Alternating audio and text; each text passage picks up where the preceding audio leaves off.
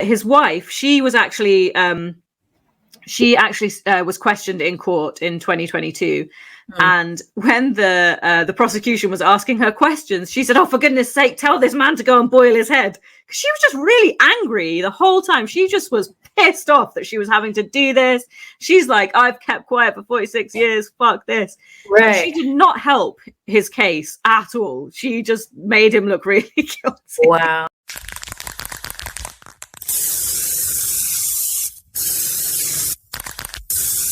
This is a ManeHustle Media podcast. Virtual Rhiality Studios. A new realm of creativity.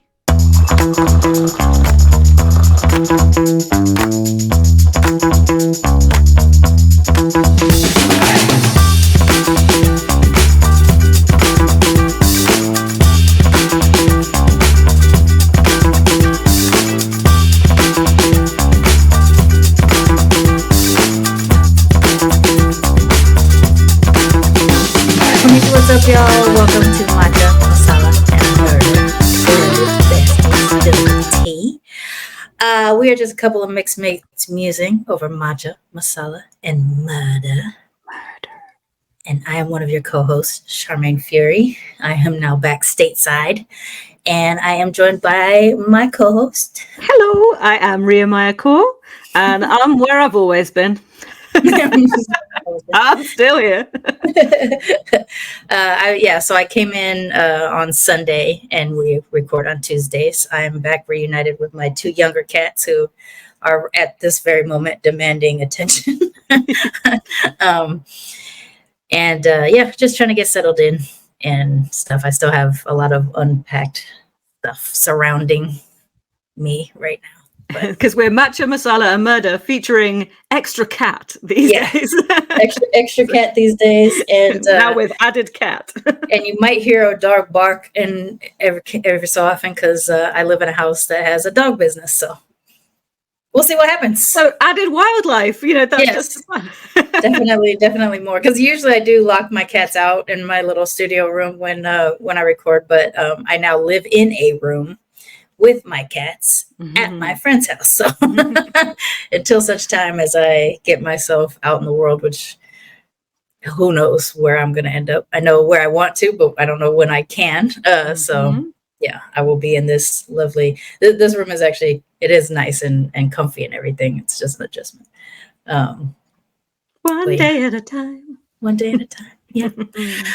Before we get into today though, I wanted to highlight my sweatshirt because it's awesome. Please do.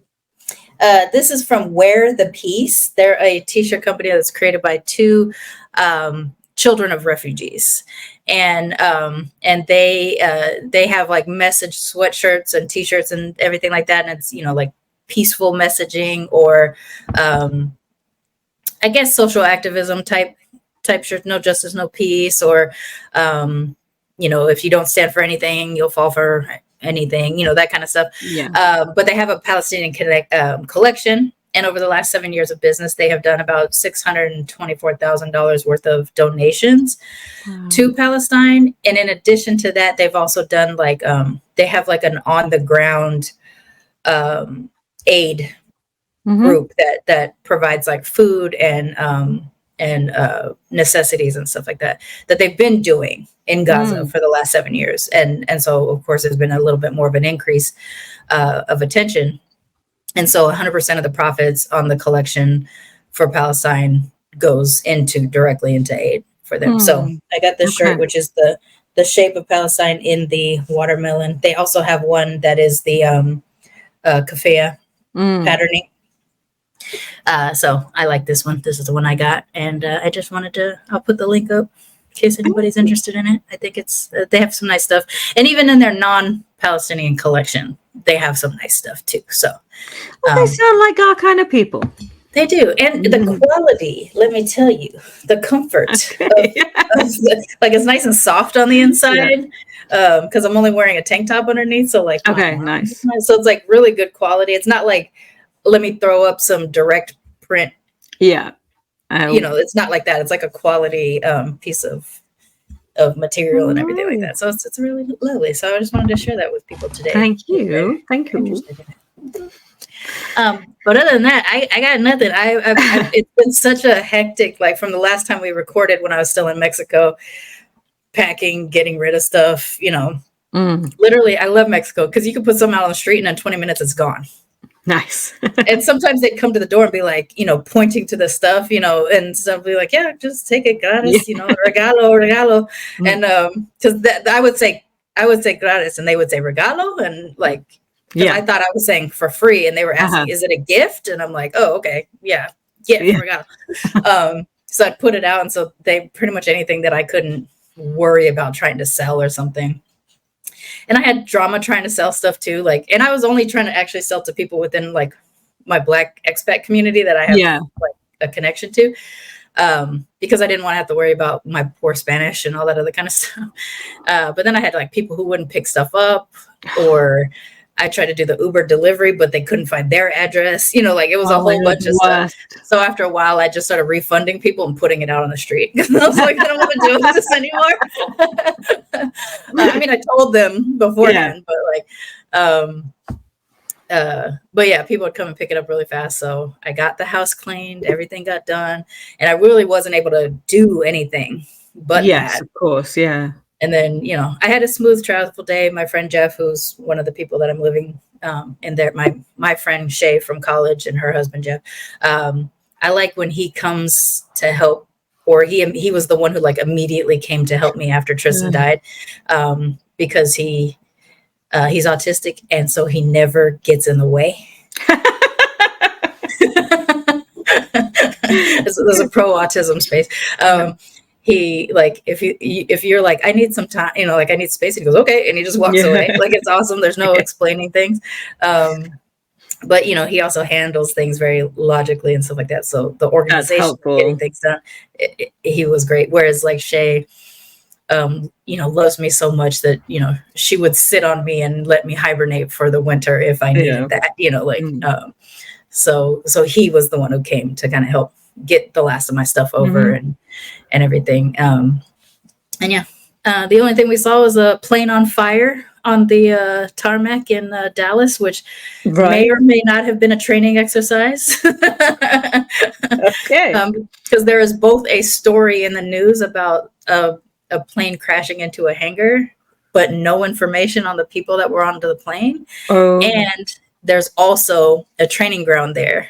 And when we were in the air, he took a picture down and he saw what looked like a plane that had been burnt out. Yeah. But it was surrounded by like nothing. So it looked like it was intentional. Okay. Yeah. But when you're at the airport and you're on the Skylink and you can see like a plane on fire, you're like, what the hell? Yeah. So that was kind of the only drama. And now I'm here. Good. I hope it was training and everybody was okay and you've arrived safely. And I'm safe. Nothing flew off my plane that I know of. A door didn't fly open. Nobody got sucked out of the plane. All of the drama that we've been seeing happening. I definitely checked to make sure I wasn't on a Boeing plane before. Before I traveled. So immediately once it was like the third Boeing mishap, I was like, let me go to my flight, because I like 2 months ago. I'm like, let me go to my flight and make sure that I'm not on a Boeing plane just in case I had to change anything. I didn't have to change anything. So nice. Yeah. Very good. Have we got any mug chat? Shall I do my brief mug chat and then you can do your better mug chat? Because I know now you're there that I've been shipping I have all my mugs again. So, a world of mug possibilities. So I'm going to go in quickly with just this one, which is nice. Which has kind of got a gold kind of scrolly bits on it. Okay. And this is a Fortnum and Mason's mug, so it's fancy. Nice. Fancy. But it is one. I love it. It's good shape, good size, all the rest of it. It's one of those very thin ones. You like the tapping. You like the AMSR. Can I tell you? I hate it. I actually hate it, but I don't know how else to show you that this is one of the thin ones, other than by the sound of it. Because if I tip it, I'm just going to tip tea all over my computer. Exactly. So I was like, how do I indicate to you this is a thin one?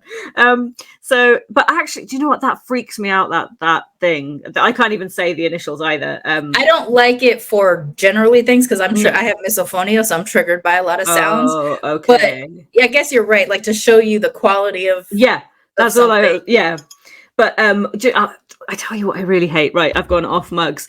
You know the get ready with me. And for a start, I hate this, which is the dripping on the face. Why the dripping? And then it's dripping as they're talking, and then I don't get it, right? But then what I really hate is I haven't even got anything to hand. Like, this is the product, and then they like tappy tap tap on the product, and it's like, you didn't need to do that. Made of plastic, didn't need to know. Like, it's So the tappy tappy, the drippy drippy, I hate it all.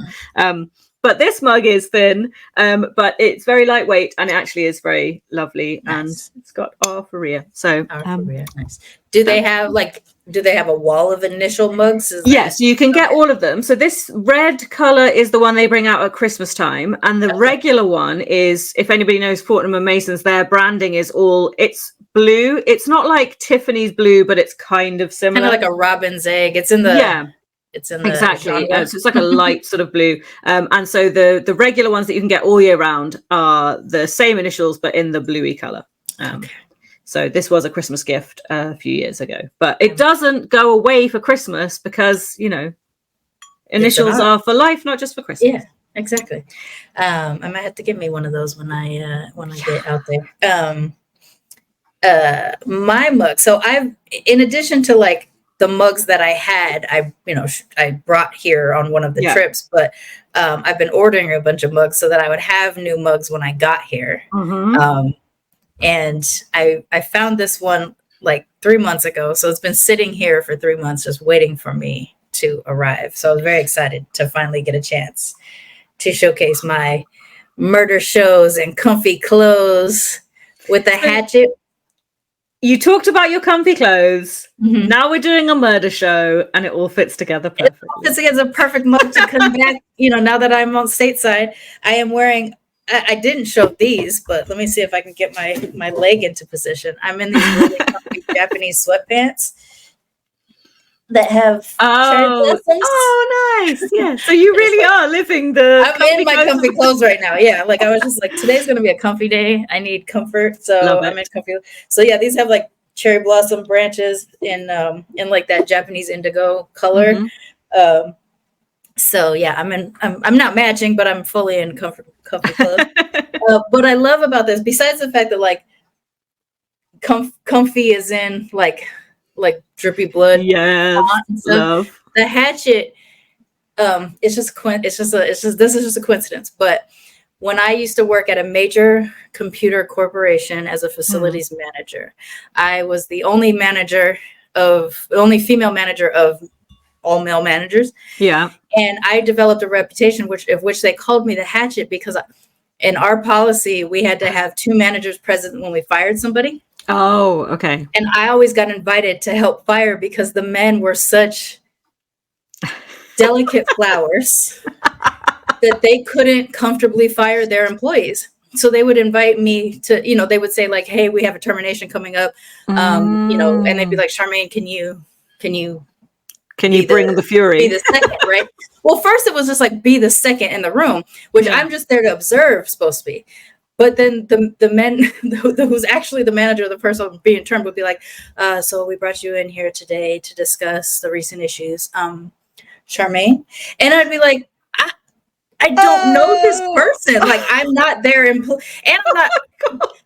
I did work in HR in other companies, but in this particular case, I was just a facility. Like I was a different manager in our umbrella of our thing, and I managed all the team that built the cubicles, moved the staff, furnished things. Like I handled like all of the campus in Austin and Round Rock, Texas, and so then I would look and I'd be like, I'm not up on anything, like all this stuff. Yeah. And so it became a thing that I would end up having to be the person who actually said the words and walked them through their term process because I was the only one who could do it without emotion.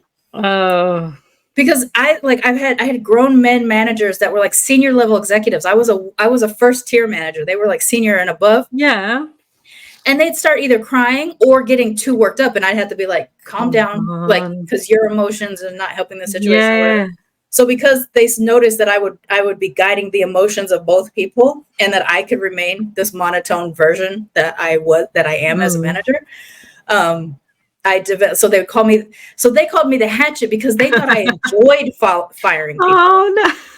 I was just like, I just happen to be good at it. I can, it's so a stupid thing to be good at. I can terminate a person without like deflating them as people. Yeah. Yeah. Like I would talk about, let this part be a lesson that while it didn't work out here, we can work this out and then your next place. And so I've actually been complimented by employees I have fired on my firing skills. So at this particular company, I became known as the hatchet. And so they would be like, God. Someone needs to go call in the hatchet kind of a thing. And then they gave me as my goodbye present when I left the company, a little hatchet pendant. Oh, wow. So I have it somewhere, or I used to. I actually don't know since we packed everything up. But so I have an affinity to hatchets. Okay, yes, okay. And then it just happened to be on here. But then this little addition is a teaspoon that my friend Shay got me, the person I'm living with. It's just a little kitty cat, little Neko that sits on the edge of my cup. I love it. It's a little teaspoon, so I can put my sugar and spill it out. It just hangs out, so it's there when I need it.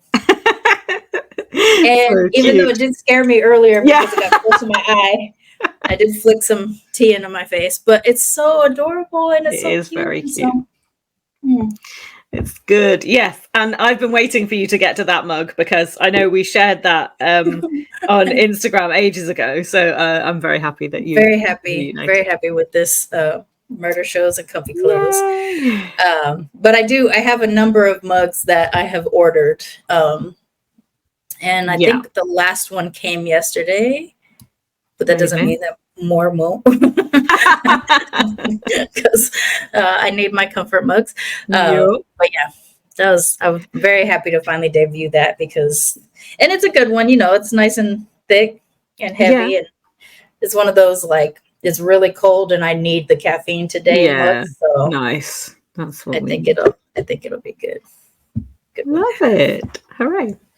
So that's what we've got. Shall we just jump into some murders? Yeah, let's just jump into the whole murder thing that we do here on this show. Indeed.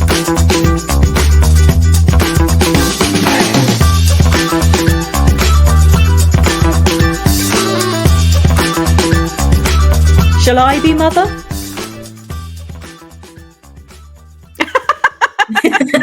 I was just grooving to the music. It's such a catchy little song that we have. Yeah, I know. It's really good because I haven't got fed up with it yet, and I hear it all the time. When I'm making the social media stuff, and I don't hate it. So yay! I think we picked well. Yes. Right, so here I am, and I have a tale to tell you. When this airs, we're doing national days of things. So I could have brought you a story related to National Flash Drive Day. Okay, interesting. Or a story based on First Contact with Aliens Day. Okay. But instead, I have chosen to tenuously link today's episode to National Bell Bottoms Day, which we're all celebrating. We could forget. And when were people wearing the bell bottoms? The 70s and the 60s, but also the 70s.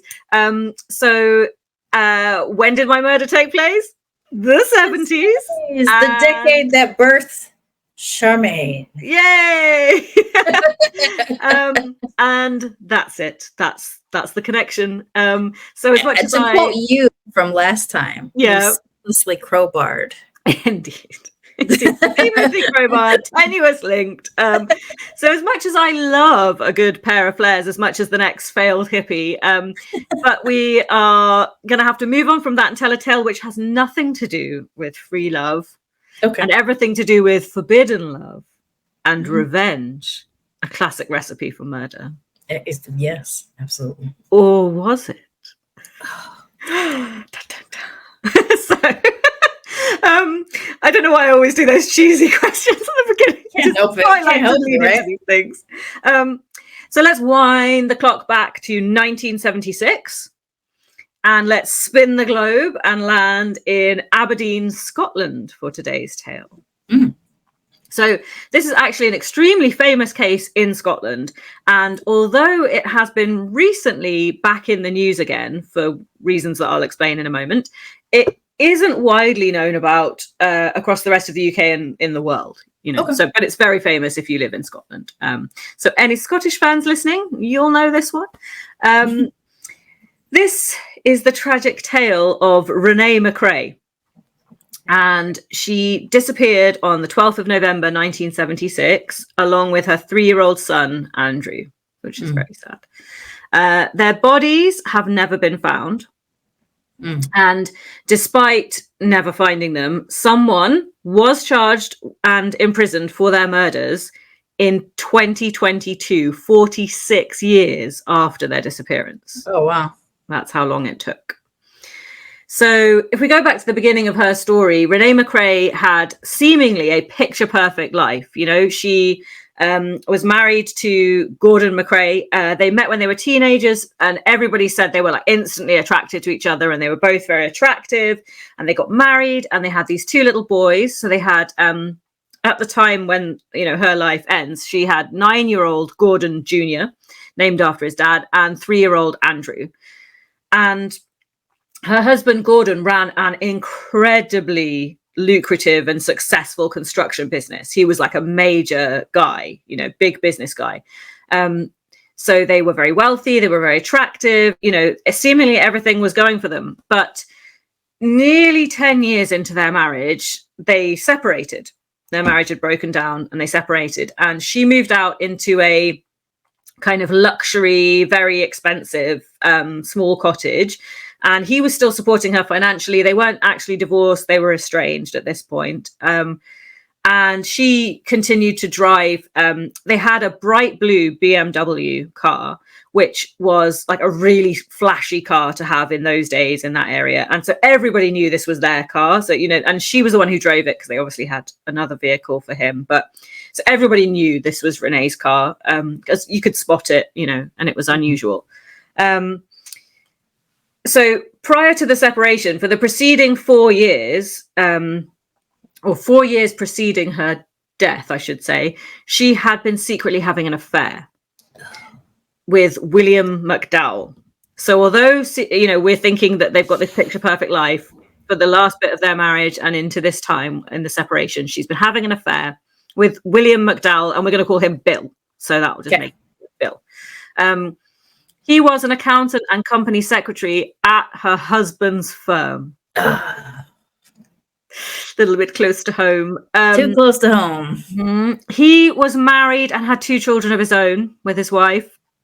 And although technically this isn't the reason for her marriage breakdown, because Gordon didn't know about it, he had suspected at times that she might have been seeing someone else. He had even gone as far as to suspect that she might have been seeing someone who worked for him, but there wasn't proof and he didn't have evidence and he didn't actually know. And he certainly didn't know it was Bill.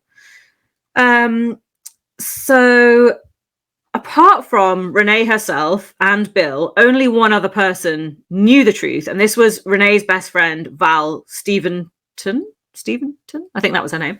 And crucially, though, Bill didn't know that Val knew.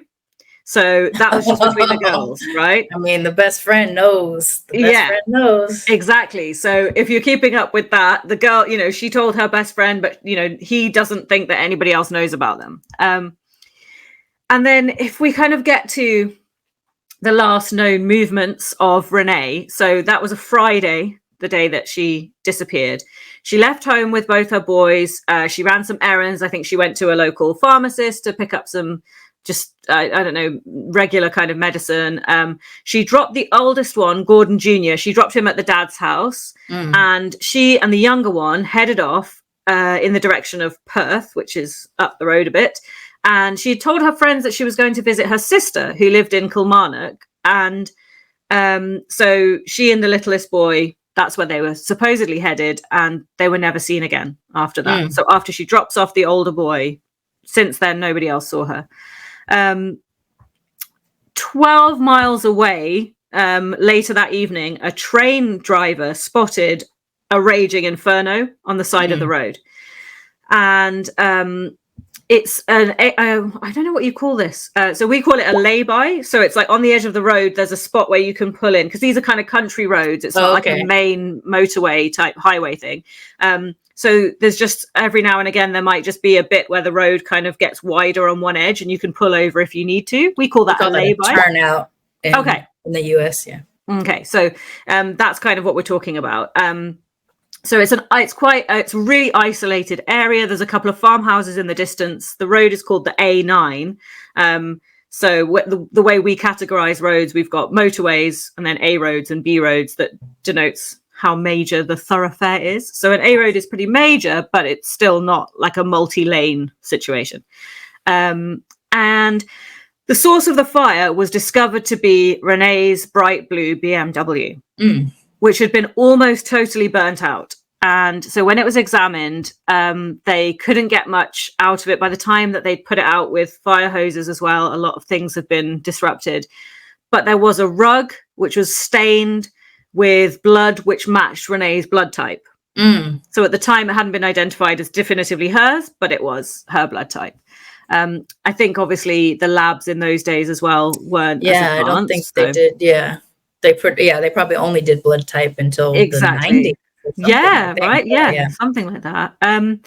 So obviously the police canvassed the area. Loads of witness statements were taken. There were reportedly sightings of a large man dragging or pushing somehow what they thought was a dead sheep.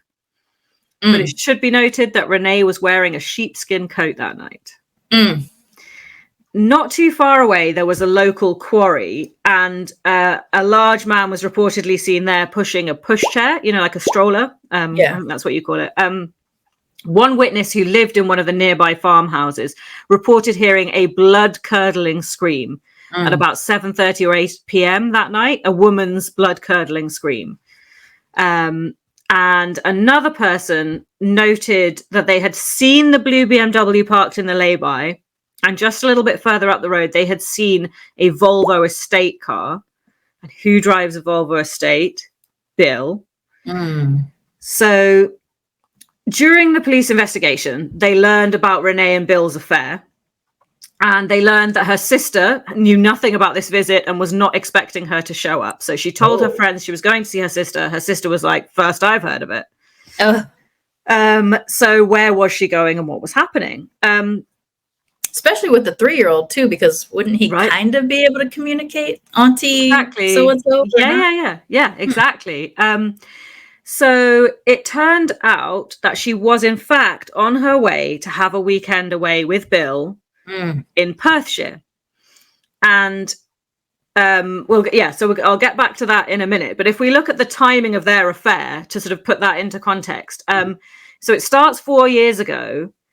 But her youngest child, Andrew, is only 3. And it soon becomes clear that Andrew's biological father is not Gordon, her husband, but is Bill.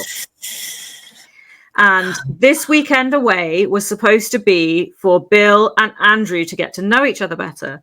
And like you say, because he's 3 now, he's starting to talk. So he's starting to point and say, Daddy, at Bill. And for a married man with another family, this is a risky situation, right? If he's trying to keep it on the DL. However, police also, they went to her home and they looked through her things to see, what was the scene that she'd left behind when she went away. She'd started to pack up her life. Things were being packed up because Bill said that he had got an incredibly lucrative job for a massive oil firm, Texaco, on the island of Shetland, the Isle of Shetland. And he planned to leave his wife. And so he said, why don't you and the boys move with me? We'll go to Shetland. I'm going to make all this money. I don't have to work for Gordon anymore. And I can leave my wife. And so this weekend was supposed to be about finalizing plans for the big move and him getting to know Andrew better. I just remembered that he worked for her husband.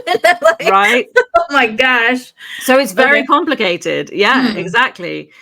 But the whole Shetland thing just turned out to be a load of lies that he was feeding her because he wanted to get her away so that, well, potentially that's, what he wanted to do.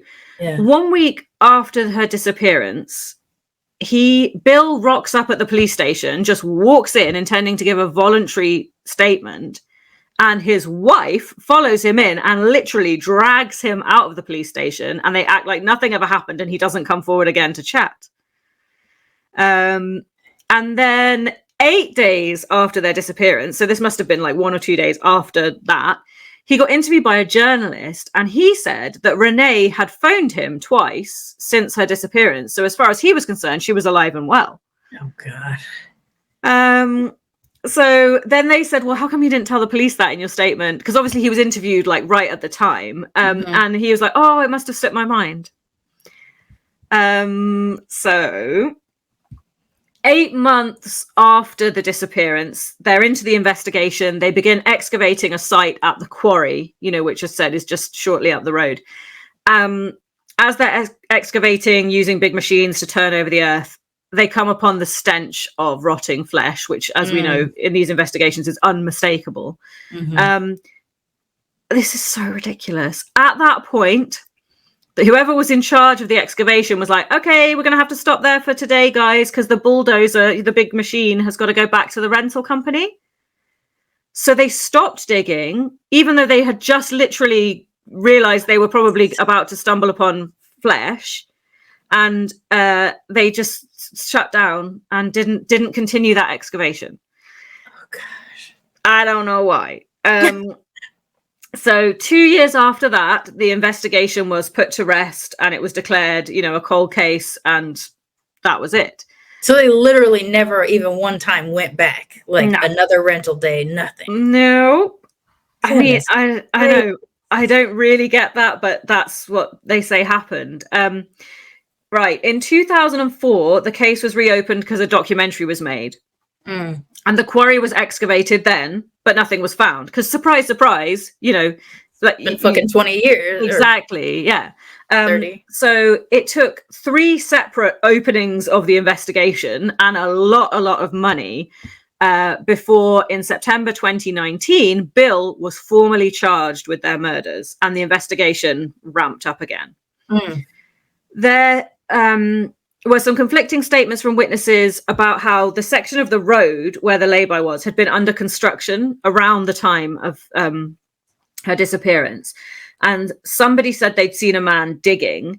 And so some people were saying they're buried under the road, their bodies are under the road, and he dumped them in there because of the construction, and that's how he got away with it, and that's why we've never found evidence. And then on investigation of that, apparently there was an army or an helicopter that was over the area at the time and might have footage, and it was just ruled out that categorically there's no way they could be under the road. Okay. Apparently. Then there was a man who claimed that Bill earlier that year had offered him £500 cash to carry out an acid attack on Renee and Andrew. Damn. But he said he couldn't go through with it. And that was eventually ruled out as possibly untrue. Okay. So these are just the things that went, in the course of the investigation. So had Renee threatened to out their affair, and with Andrew starting to call him daddy, you could see why he might feel his life was unraveling. And that he needed to make some false promises to lure her out somewhere and take care of his problem, in inverted commas. So it said that he killed them both. The supposition is that he would have to kill Renee first because she would put up too much of a fight if she thought he was going to hurt Andrew. Yeah. He supposedly puts them in the boot of his car along with the pushchair and then takes them to her car because he'd parked just a little way up the road because they were going to meet in this area. So they're at his car. He offs them both, puts them in the boot of his car with the pushchair, drives to her car, puts them and the pushchair into her car, and then sets her car on fire. That's kind of the running theory of what probably happened. He also burned in the boot, what do you call it, the trunk of his car, on the flooring. There's like a cover, and he pulled that out and burnt that as well, because obviously it would have had evidence on it if that's where he put the bodies originally. So a few days later, he goes to his local car dealership and asks to purchase a new one for the boot of his car, because his car is quite expensive and fancy. And they say, we don't have any in stock, and it's going to take, it's a special order. It's going to take a few weeks, for it to come in. And he just loses his shit, and he gets furious and super, super angry. He told them that he'd had to destroy it because he was transporting some building materials and it got stained or something. And he just is an angry, angry man. So in the end, to settle it, they happen to have another model of the car in stock. So they take it out of that car and give him that one, thinking they'll just deal with that problem, later. Yeah. Just to shut him up, basically. And so that, very suspicious behavior. So at the time of the crime, he claims he was at home. He had been out, he had been at work, and then he came home and he was with his wife and his children. They interviewed his wife. She gave some wavering accounts of the timings of when he came home, and she was asked things like, what were you doing? And she said, I was watching television with the children. They said what was on at that time, and she got the timing wrong. So it's almost like she had it seems as though she might have double checked what was on TV at that night, so that she could tell them, thinking that they might ask her. But then that would have been way too late for the girls to not be in bed. So it seemed like it seemed off, basically. It just wasn't quite fitting together. And she also tripped up in some of her questioning with the police. I'm going to have to read this quote, because she said, when she was interviewed in 1986 in a police interview, she said to the police, I don't know what you're getting on at me for. I never stabbed her or whatever happened to her. And the police are like, who the fuck mentioned stabbing? We didn't say anything about stabbing. We've never mentioned any stabbing. Interesting. So that's not very good.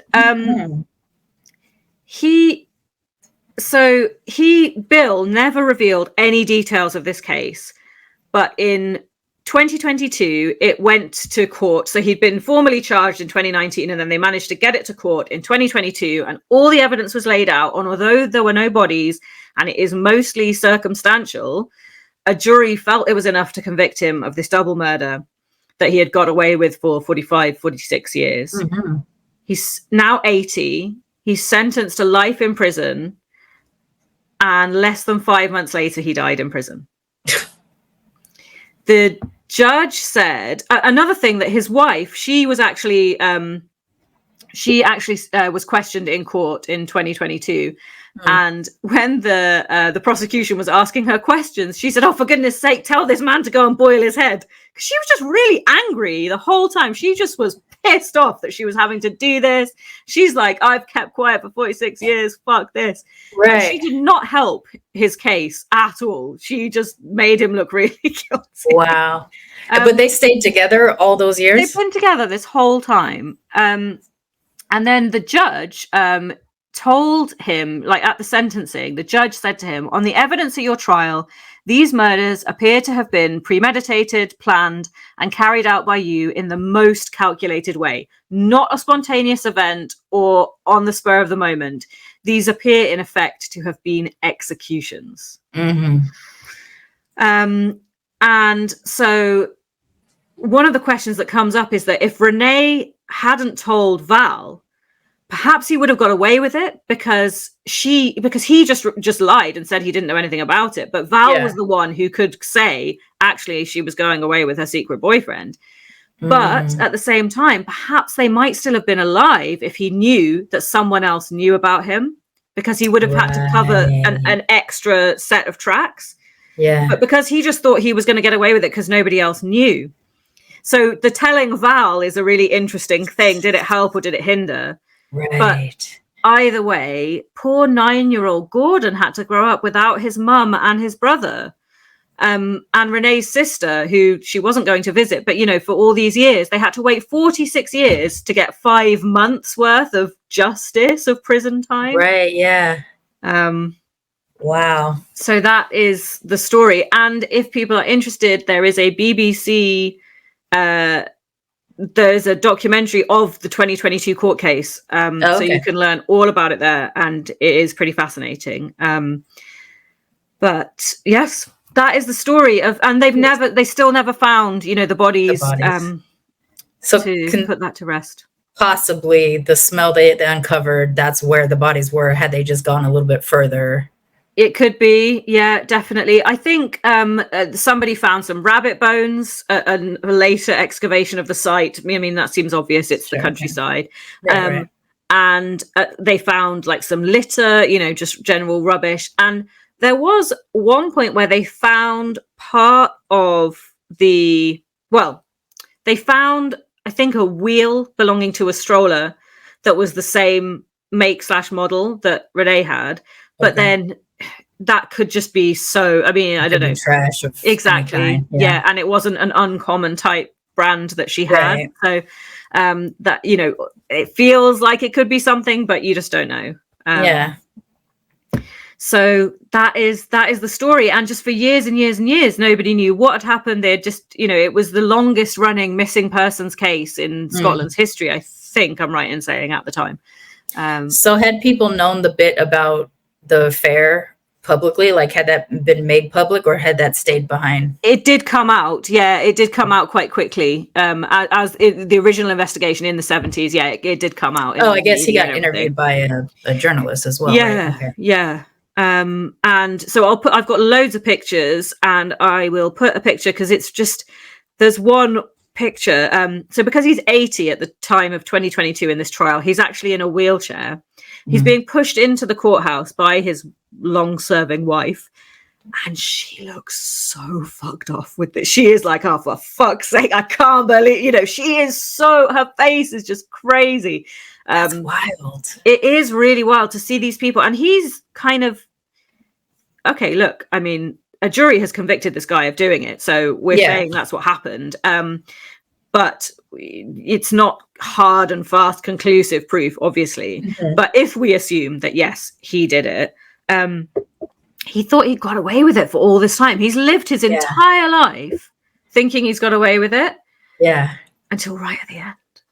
I mean, I think that instantly conjured up images of the Golden State Killer for me, who was this notorious serial rapist and murderer in California, right? And he was in his 80s by the time they finally caught him. He was wheeled to the courtroom. Mm-hmm. And just this, like, I lived a whole life, and now here you are bothering me, you know, kind of a thing. I'm instantly curious about the wife, because first of all, if you even suspect your partner having killed somebody, wouldn't you always be nervous you're next, potentially? Yeah. And he's killed a child, and you've got 2 children with him. Got 2 children, and you know it's his biological child. Yeah. How bold is that he's able to kill his own, you know, flesh and blood type of thing? Absolutely. So her anger makes me feel like this was the ultimatum. Mm-hmm. You kill them, and we can stay together. Yeah. And I'll cover for you. Right? Because, like, why would you be that pissed off? Yeah. I just, because I read it as like, oh, I'm so this again. Like, I'm so annoyed. I've dealt with this, you know, our entire life. We've been plagued with this harassment.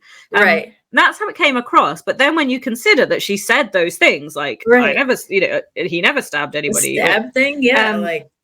And then the conflicting kind of timeline of what was on TV. Like, she said that the kids were watching TV, and they said, what were they watching? And she said, oh, it was something with cowboys. And then if you look at the TV listings that night, there was a Western movie that was on, but it didn't start until like 10 p.m., which was too late. So that meant the girls wouldn't have been up watching it. But it also means that if he came home when that movie was on, then that was like 2.5 hours later than he said he came home. So it was all very conflicting. And then there was this whole thing about how during the affair, obviously because it's the 70s, people didn't have phones, you know, telecommunications. And so if she wanted to speak to him, if Renee wanted to speak to Bill, she would call his house, the landline in his house, and hang up after like 2 rings. And then he would know to call her back. And he claims, now there's the one claim where he said that she'd called him twice since she disappeared. And then, and I'm not sure if it's the same claim reported differently or whether it's a separate thing, is that he said there was the calls and hang-ups like since she had died, which he thought was her, but he didn't know where to call her back on because he knew she wasn't at home and she'd gone missing. So I just think, and the fact that he created this whole story about we're going to move to Shetland and I've got this really great job and I'm going to leave my wife. So they got that information from the best friend? Yeah. And the fact that she was packing up all her stuff. And, right. So she obviously believed that was what's going to happen. Yeah. And then Val said, well, she told me that she was planning to run away with him. Because that's way too elaborate and specific of a detail to, not come back on you at some point. I know. And it's just fucking diabolical. Like, even if it hadn't ended in murder, but like, that was just like, I was just trying to get rid of, just trying to, break up with you or something like that. Yeah. Like, to expect that because she had already gone through her divorce and because she had already, started to shrink her life to, accommodate him and stuff like that. It just seems extra diabolical of a thing to do. It seems so, circumstantial evidence is a bastard, because like, if they waited 45 years to convict him with the same evidence that they had all along, they could have taken care of it already. Yeah, but I think there are a few. I was trying to ascertain which things they knew at the beginning and which things they gleaned along the way. So I think they must have done more testing on the blood and the blanket and found more evidence in the car. They found the rusty wheel that possibly was of the stroller at the quarry. And they uncovered more about, I think, the thing about his, the covering in his car. I think that was something they uncovered like more recently. So maybe not back in the day. And so those feel like they're helping, to put things together. Because otherwise I was thinking the same thing. I was like, well, hang on, you've got this is the same evidence. So why is it now that you're able to make the conviction? But I just think, they had interviewed him. Obviously, her husband, Gordon, was a suspect as well, right at the beginning, because a husband scorned. And so they had interviewed him and quite quickly ruled him out. And then it seems that he, like I say, although he had suspicions of her having had an affair, he didn't know exactly who it was with. Oh gosh! So on top of it, he learns it's his own employee too. It's his own employee, so and there's like double betrayal going on. Yeah, and there's a picture that we'll put up, which is of Rosemary, that's Bill's wife, and Renee at a company New Year's party, and they're sitting next to each other at this party, and it's probably around the time the affair starts, I think. So. Even if she hasn't quite got with him yet, she's thinking about it in that picture. Oh, you can tell. Just having a cup of tea. And it's like, I mean, because I've worked in the tech field and stuff, and there's been a lot of like elaborate parties and things. And the position that I held in this particular company, I also just was like privy to information that I shouldn't have been just because of having eyeballs. And there's been moments like that too, where just like you knew a boss was having an affair with somebody in the company, or the worst is like when the person that he's having an affair with is chummy with the wife. And I have feelings about that kind of stuff. So but also the position I held,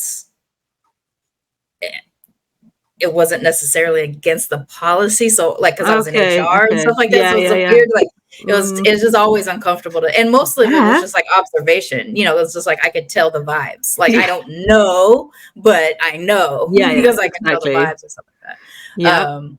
So just like, how grotesque is that to be the kind of person that can be in that room Yeah. with somebody.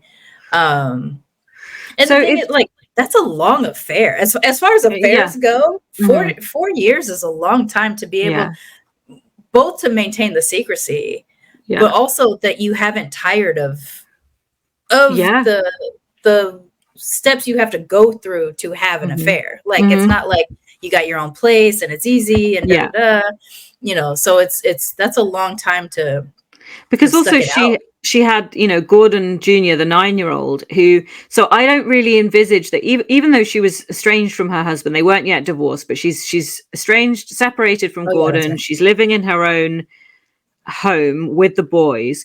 But I think that having a 9-year-old doesn't mean you can just have your fancy man come around every weekend, right? Yeah. There's Uncle Bill again, you know. Hey, Dad, Uncle Bill comes over a lot, you know. Exactly. So she's not in that sort of stage of freedom. But yeah, she confided in Val, but she told Bill she hadn't told anybody, and she was very much in love with him, and she knew that Andrew was his, and you see, that's awful for Gordon, because, you know, he obviously thought this kid was his to begin with, and then learns he's not. And I feel for Gordon, because there's so much information he learns in one moment. My wife was having a long-term affair. The child that I thought was my child is his child. It's my employee, and I assume friend to a degree at that point, you presumably. know, like, God damn, like, that's just a lot.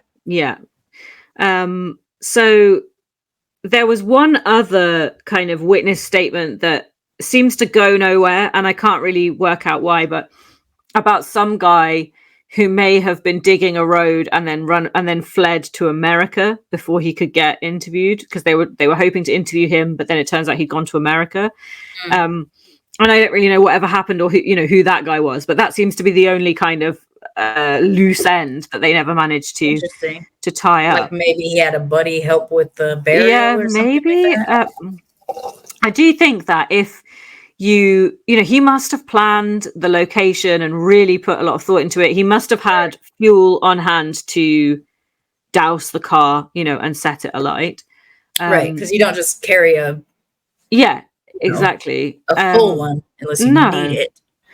And to kill the little boy, that's just, I don't know how. I mean, it's so cruel to do that. And the poor little child has presumably just watched his mum get killed, so he's traumatized. I really struggle with any crime against children in general, but when you know it's the person's kid, you wonder, like, I mean, I guess it's the same with abuse, because I have abusive parents, so like I always sit there sometimes and think, like, how could you do, like, you knew I came from you, I look just the fuck like you, like, how do you do stuff like that? But to actually be able to murder your own child, what is it broken in your brain that is a move you could make? I can't even imagine.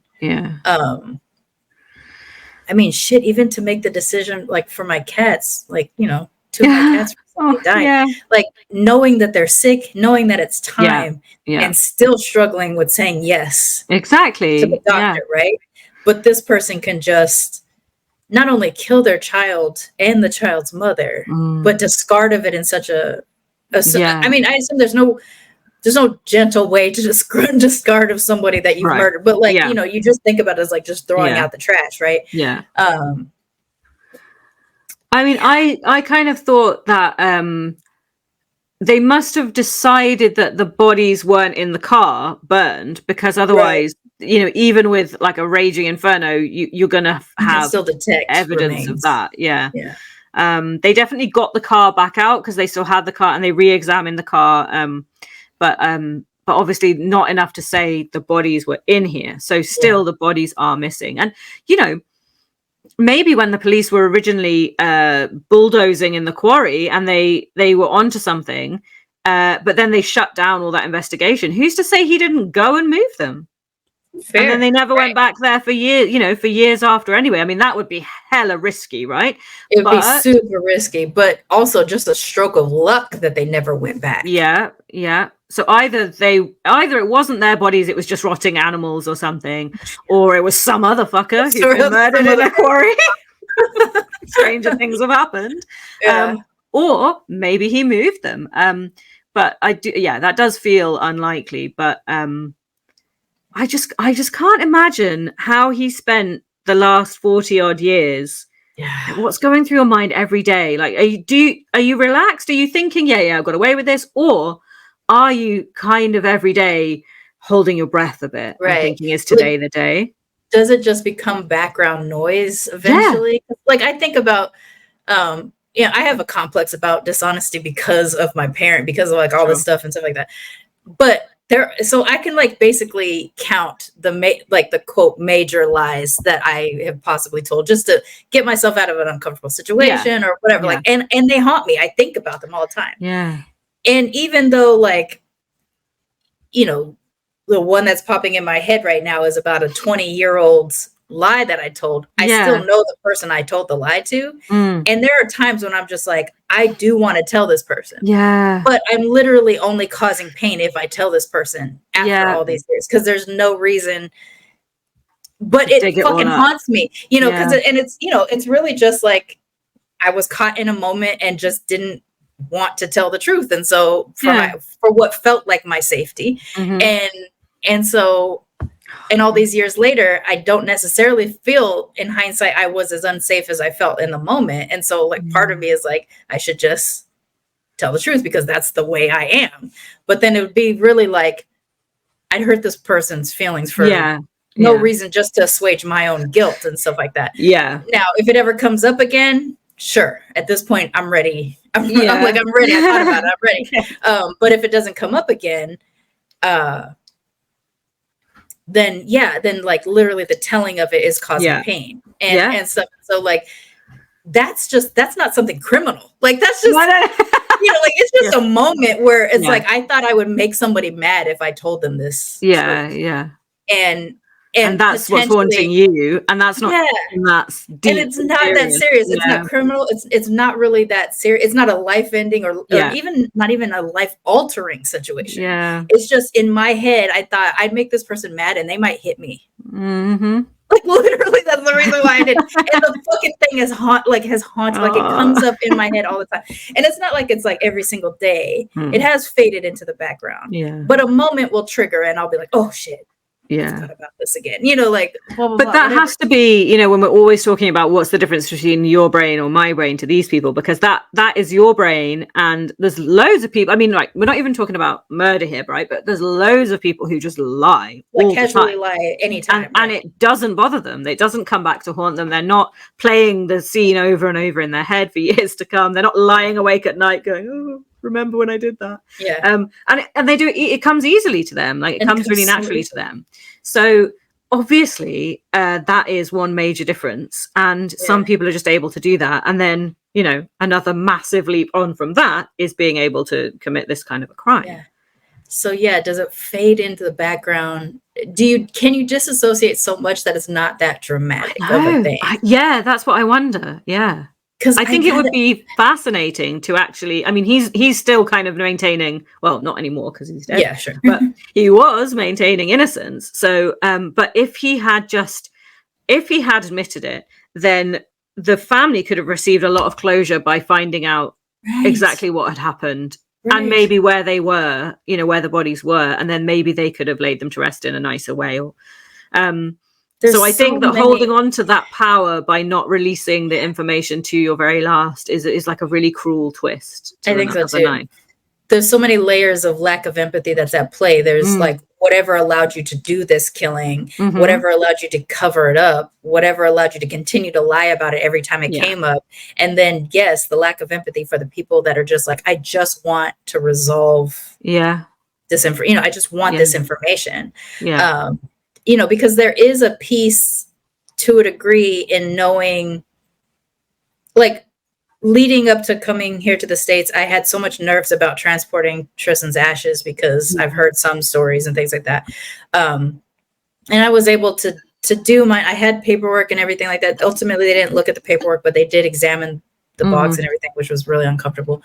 But like knowing as soon as he said everything's okay, we're going to put it back together and put it, then I could relax. Like how much I relaxed at knowing I wasn't going to have to fight the fucking airport or the government or somebody to be able to keep my husband's ashes with me until I decide on my own terms what I want to do with them. Right.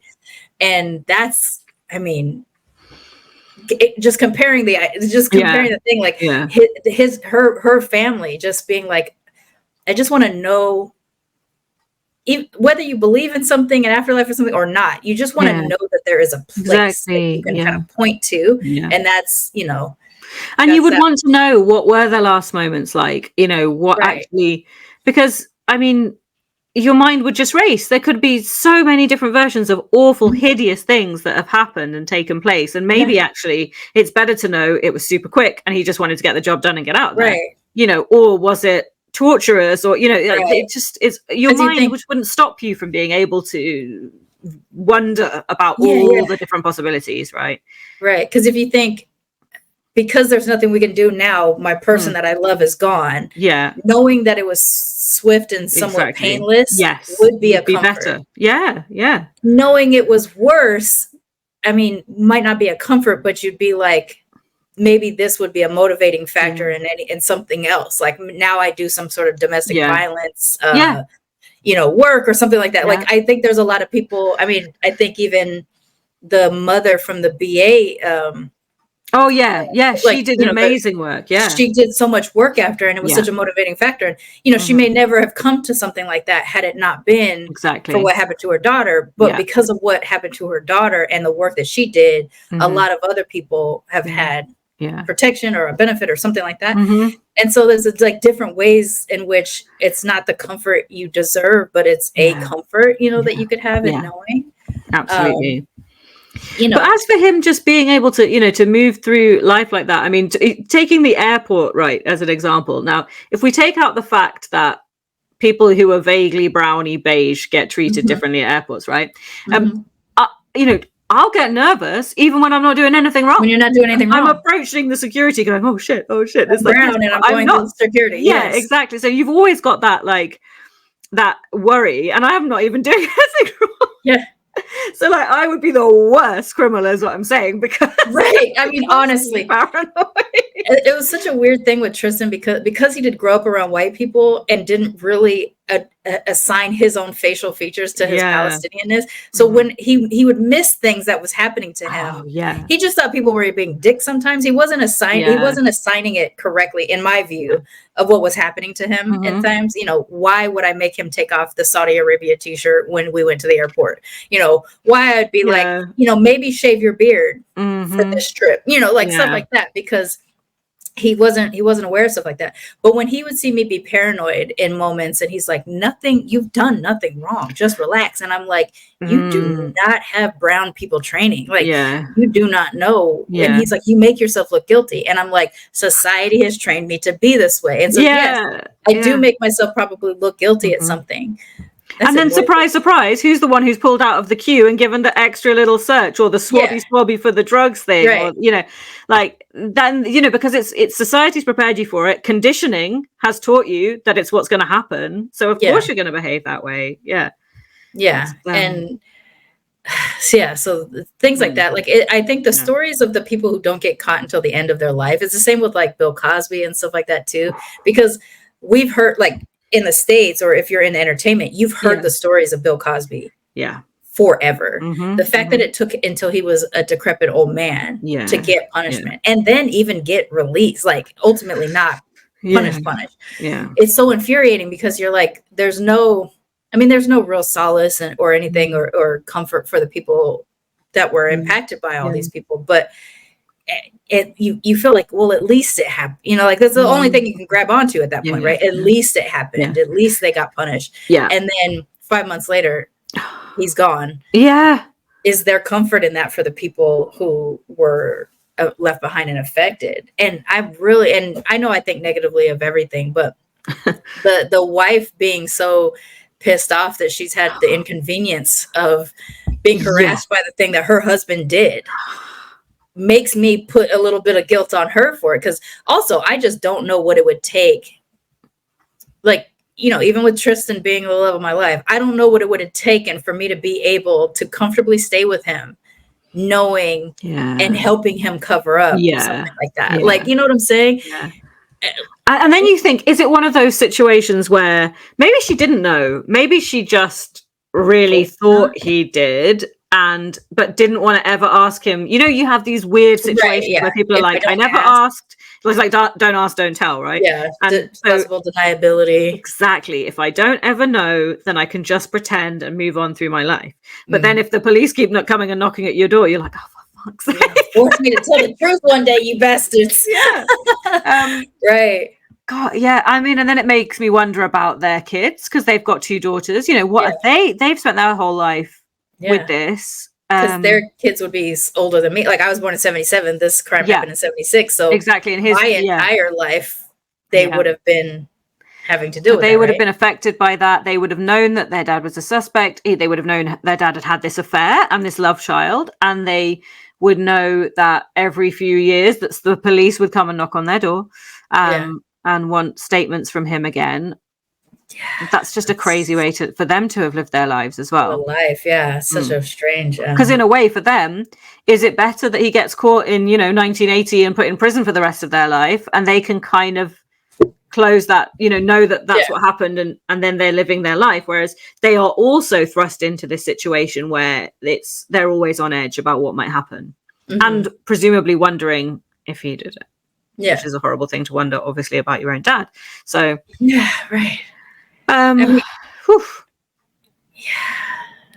Because that's I hold a lot against my father for the things I know that he did, like the cheating and things like that. I mean, he'd taken me and my brother on dates when he was still with my mom and stuff like that. Like, I remember horrible things about my dad, not to mention the abuse to us and everything. If I had to remain with him beyond the court case that finally freed me of him, I would never have been there was no respect I could have he could have earned in my view. I saw too much, I experienced too much, right? So how could I participate, especially once I get out the house? How do I maintain a relationship with his parent, knowing that and in my case, I mean, my dad did do criminal things that should have, but nobody dealt with that part. Like, child abuse is criminal, and stuff like that. Domestic violence is criminal, but he never did have to deal with those consequences or whatever. But I would never, if he had lived beyond, he died when I was 21. If he had lived beyond and tried to keep coming into my life or something like that, no. I would never have been able to do it. And I was just about to say, at least I can say he didn't kill anybody, but that's actually not true. My dad accidentally killed somebody. Oh my God.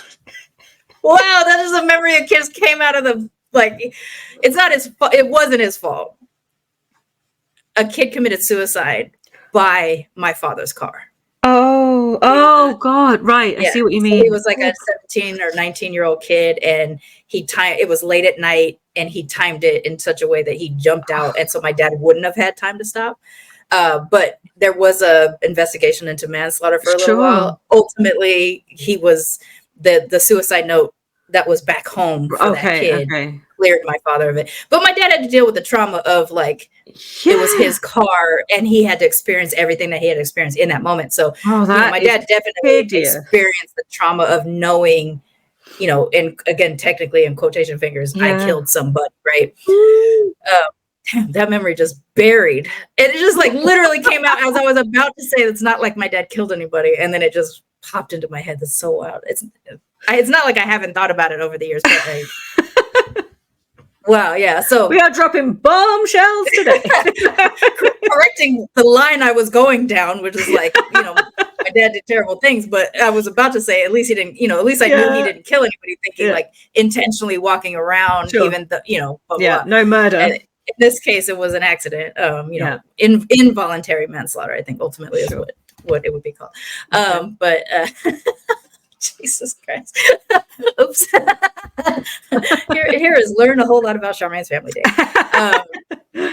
But like, you know, even knowing what my dad had done in his life, I would never have been able to manage a relationship with him as an adult. Which is the same with my mother. I don't have a relationship with her as an adult either, and she's my still existing living parent. For these children who are now older than, you know, beyond middle age, at least, because I'm in middle age.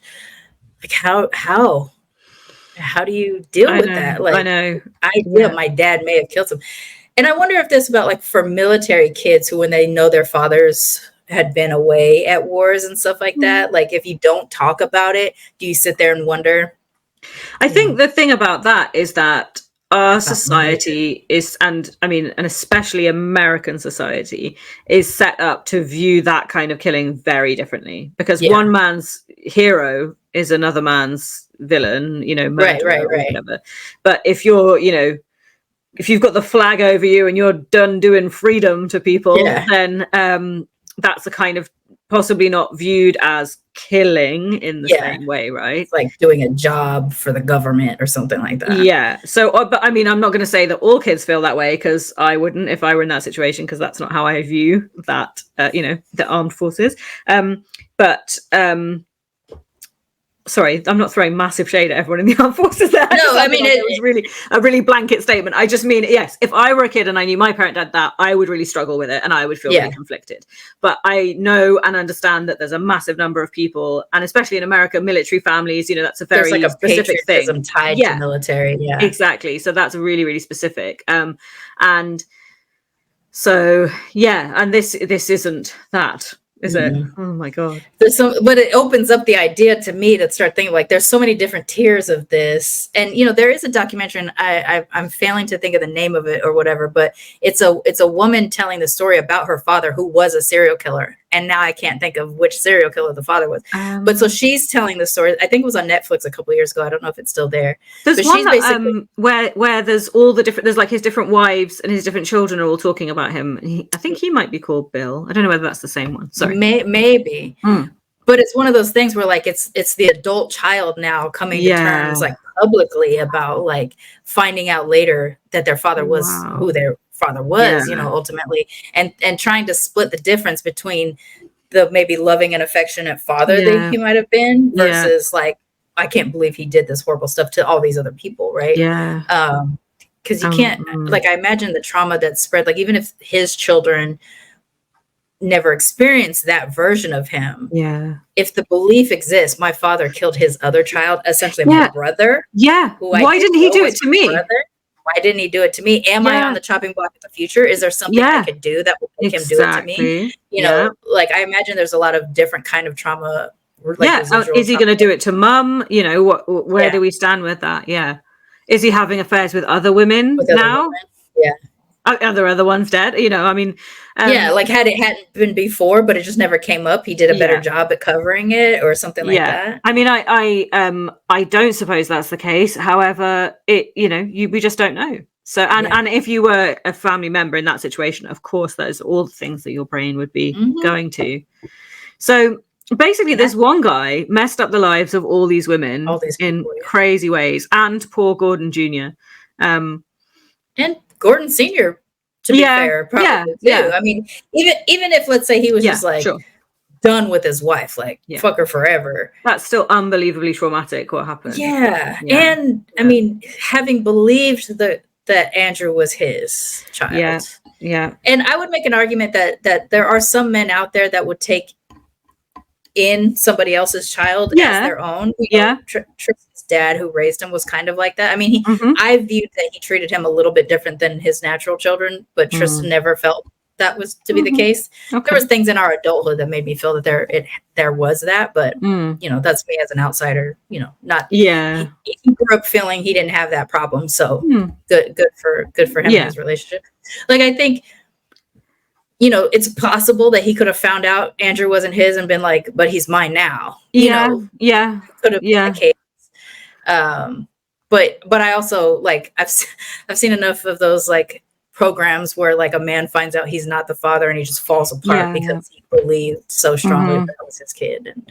And which I mean, I guess obviously is why they thought he could be a suspect to begin with, because if he's just found that out, maybe he was doing a revenge.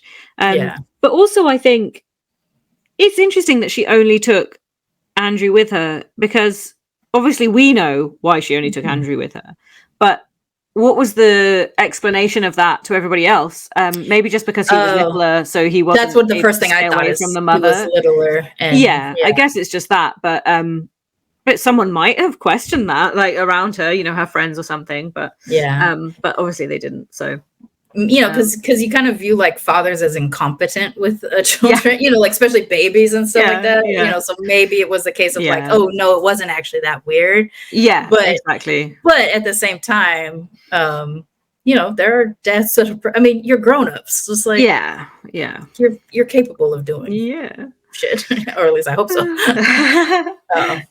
So that is the story, which I thought was I thought it was good because obviously having been a cold case for so long and then coming up and then finally getting a conviction, but still even the conviction is still iffy.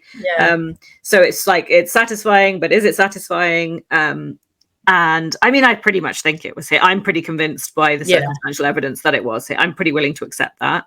The sighting of the car nearby and the bed, or the bed liner, or the boot liner, or whatever, needing to be replaced, and getting so aggressive about it. Like, I mean, was he just caring? Like, you know, he had been described as a person who like didn't like to lose, because apparently he played a lot of racket sports like squash and badminton, and he was described as a person who didn't like to lose and would get kind of rageful in those situations, and so I guess maybe that goes some way to saying that this was kind of normal behavior for him. But to anybody else, getting that agitated over a car thing seems a bit much. Because honestly, like, bro, just put some plastic down until it comes in. You know, like, because if you don't have anything to cover up, it might be the inconvenience of putting something in the boot when you need to put something in. But like, there are things you could put garbage bags down. You could put, you know, you can get a tarp, you know, or something. Like, there's things you can put there. Or even get a rug or something temporarily, knowing that the solution is coming. But then you have to explain all of that to your wife. So I don't know. Also, like, what building materials? Right. That would make you that rageful that I had to destroy it because of these building materials. Like, calm down, bro. You don't understand. So I think so for all those, you know, the circumstantial evidence does very strongly point to him. Yes, it does. It definitely does. Pretty much feel that's it. But yeah, a really, really sad story, and one that was just ongoing for so many years. So I think for a lot of people in the area and stuff, it's one that they'll have grown up around and had very much in their sphere of existence. And only tied up in 2022. I mean, I'm always satisfied when a cold case does get a resolve, but it's always just feels so like, gosh, you could have saved so many people so many years of lack of closure, because I think there's a constant, I'm always going to be in pain about this, but then there's like if you could just resolve this thing, I don't at least have to have anxiety about this thing. You know, it's one less part of the story for you to deal with. So good story. Okay, so that's what I have for you today. And so next week we'll be seeing what you'll be seamlessly crowbarring in. Yes. I got to work on it. Like, there's a story I want to tell that I think you probably already know. It's one I mentioned before, where it's like, I didn't know they made a TV show about it, and I didn't know that the TV show was loosely based off of their real thing. But it's not the crimes that I want to talk about. That's not the motivating factor. There's an aside that is so juicy that I want to use the story about their crimes to get me to tell the story about the aside. Okay. If it fits into the scheme of next week, I will do it. If not, I'll hold on to it. But I've been kind of chomping at the bit about this one in particular because of the side story. The side quest, if you will. Yes, we love a side quest. So we'll see. I don't know. There's a couple possibilities, but that one's been needling me a little bit. So you know, you never know. I might have to crowbar. I might have to. Well, I'm so pleased. Like we managed, because I had been saying to you before we were recording, are you sure you're going to be okay? Like, because it's a big move, big change. So like, this is awesome that we've been able to still do this today. And there you are. It worked out. Setup. I was tired yesterday, to be fair. I mean, I got in Sunday at like 1:30 in the afternoon, but I had a decent enough amount of time to rest. And then I forced myself into bed by like 8:45 last night just to lay down and because I'm also on a different time zone.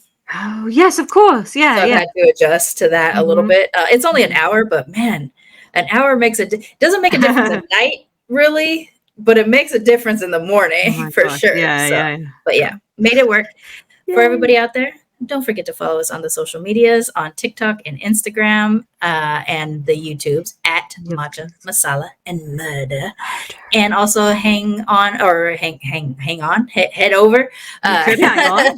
on. Head over to buymeacoffee.com/Matcha, Masala, and Murder, where you can read up a little bit more about the stories that we tell. And you can also buy us a cuppa or 2 or 3 or 10 to help support the show, to, pay us for the labor. If you've enjoyed us, and you've enjoyed the tales that we've been telling you, just pop a little tip in the jar and it all helps for us to keep doing what we're doing. Help us keep up our mug habit. Absolutely. Yeah. We've got a problem. And we want you to enable us in our problem. So I mean, it's the least dangerous of possible addictions I think one could have. Exactly. But I know that I need more, and need is definitely in fuzzy font, but I need it. I just need the mugs. Just give me the mugs, man. Just need one more. Just one more mug. More. There's a gap in my shelf. So help us keep up the habit. Please do. And we will, we'll catch you next week, and we'll be back. Next week. Yep. Bye. Do all the things like don't die in the house, rats, rough on rats. There you go. Thumbs up. I off an actual thumbs up this time. That's interesting. Yeah, don't die in the house. Matcha and Masala is produced and hosted by Sharmane Fury and Rhia Kaur. This is a ManeHustle Media production in association with Virtual Rhiality Studios. All stories are researched to the best of our ability with information freely available to the public. This podcast is intended for entertainment purposes, and due to the nature of true life crimes, some information remains inaccessible and new information can come to light after recording.